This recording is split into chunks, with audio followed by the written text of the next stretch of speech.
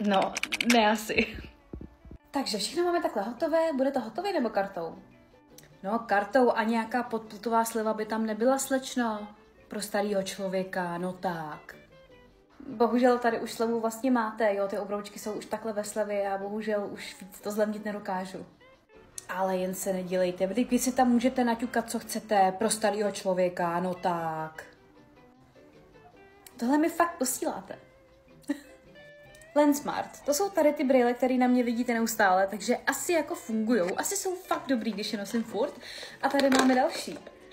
Samozřejmě na léto tady máme sluneční a já ti říkám, že nevíš, jaký to je struggle schánět brejle, pokud nepotřebuješ jako special. Prostě pokud ty máš dioptrie nebo jako já astigmatismus.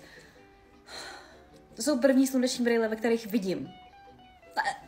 To jsou první sluneční brejle, ve kterých vidím. A je to skvělý pocit a navíc hele, jako jsou fakt dobrý. No a potom tady mám tyhle, který se mi nádherně hodí, teďka k vlasům mi přijde.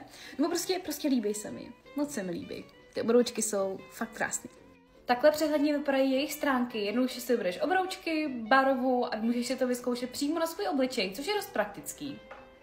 Uploadneš tam svůj obrázek a jedeš.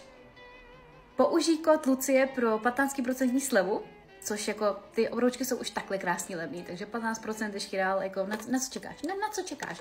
Udělej si radost, kup si konečně tu sluneční brýle, ve kterých něco uvidíš. Pa.